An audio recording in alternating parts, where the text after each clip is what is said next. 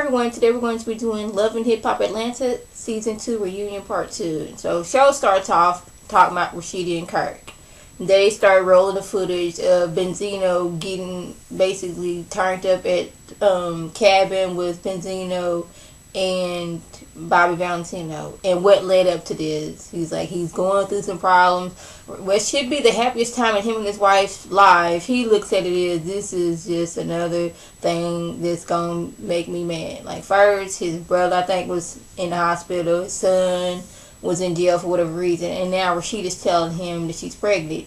And his first thought being, hey, you need to get rid of that baby. This ain't the time for all that. So when she gets mad at him, rightfully so, tell him he need to go do him. He took that literally like, hey, this is a free pass. This only comes around. One man only gets this once in a million years, so I'm going to go up for it. So they start rolling the footage of him at the cabin with Benzino and Bobby Valentino. And Rashida had to sit there and look at him getting kissed up and filled up on all these different girls. Him going back to the room, him talking about something, yes, I just want to live like I did when I was in my 20s, when I ain't had no kids, no wife, and I was free to the world. And while he's watching this video, he has a smile on his face. And I'm like, Kirk, why are you smiling? Your wife is sitting there right here pregnant with your child, and you're sitting here smiling about what you've been doing to her. Like, you, like, what's the word I'm like you remembering everything that going on, like you getting a fresh look at whatever you went through, and like, yes, that was fun, man. Yeah. Like you reminiscing about what you did up at the cabin with Benzino, Bobby Valentino, and them girls. Benzino, on the other hand, because everybody looking at him like, you just as wrong. But Rashida's like, yes, Benzino was wrong, but he is not my husband. Kirk is my husband. He should have known better. Benzino's like, hey, I ain't know it was going to be no girls up at the cabin, but when I found out, I was like, hey, I want to have some fun. Now, he didn't exactly say that, but I'm paraphrasing. It's like, man, I thought we were just going to go up there and go fishing, and again, I'm paraphrasing, saying kumbaya, and, you know, just relax. But since it was girls, hey, what you expect me to do? Again, paraphrasing. So, we're going to move over to the Stevie J, Mimi, and Johnson segment. Mimi just wants Stevie J to know, hey, I don't care about your relationship with Johnson. Just, she needs to know that I am the mother of their child. And we're going to have to discuss, at some point in time, we'll have to do with our baby. And I'm going to need you, Stevie J, to stop calling me at 3, 4 o'clock in the morning. He's like, hey, I ain't did that. She says yes. They bring out Nico.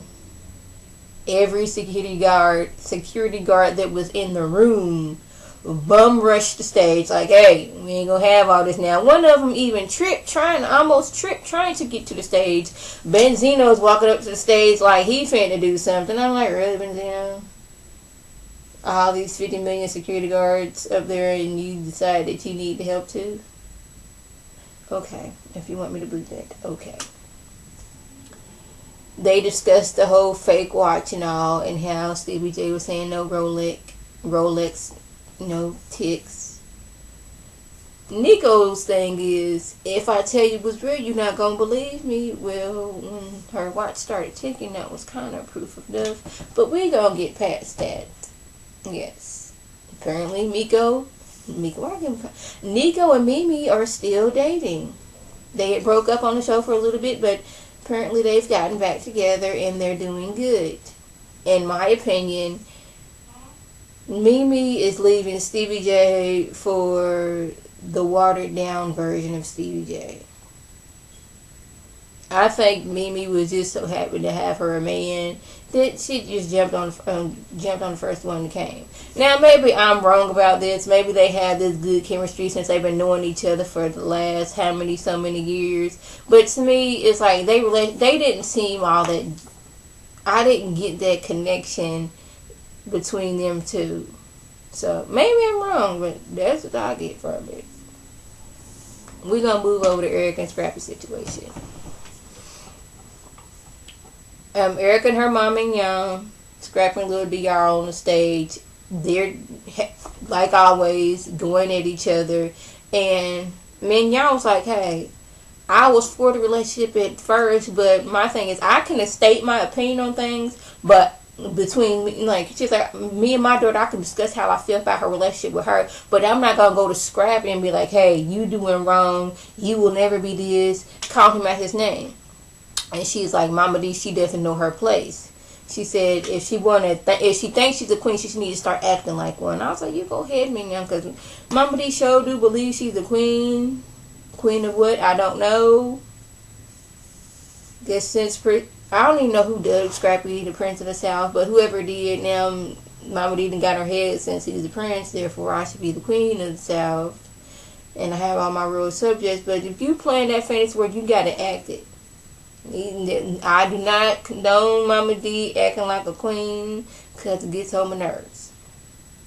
In the midst of this, Mona asked, hey, was you cheating on Erika after you proposed to her? And Eric was like, hey, he was texting his ex-girlfriend, one of his friends, mother of his child. So Scrappy's like, I love Erika. I ain't never put her on blast like that. But Erika, she ain't no angel. She was cheating with a married man and got pregnant. And I'm like, oh my goodness. Now, I heard that wasn't true, so I can't really give my opinion on that one. But did it happen while they was together or not? I mean, either way, it was wrong because he was married. Did she know he was married? What's the situation? But I had heard, like I said before, that he was just saying that because he felt he needed to get back at her. And meanwhile, Bucky's over there just laughing away at this whole situation.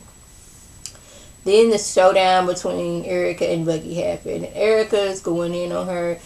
And they both going in on each other. Bucky is over there almost gloating at the fact that she was cheating with Scrappy. And I was like, really? You really gonna do that? She was talking about something, yeah, and I took your man and I get him anytime I want. And it's like, Scrappy, do you realize this is the person that you were having a relationship with? That she has no respect for anybody, basically. She just flat out said, I will sleep with him and continue to sleep with him, whether you with him or not. She said she's in a relationship with somebody. She was telling Erika how she needed to get her breast lifted and need to get some work done. But hey, maybe Erika don't want to get no work done. Maybe she feels cute the way she is. Maybe she ain't trying to get surgery to catch a man. Maybe she feels there's nothing wrong with me. I don't want to be that person who has all these plastic surgeries. I want to be natural.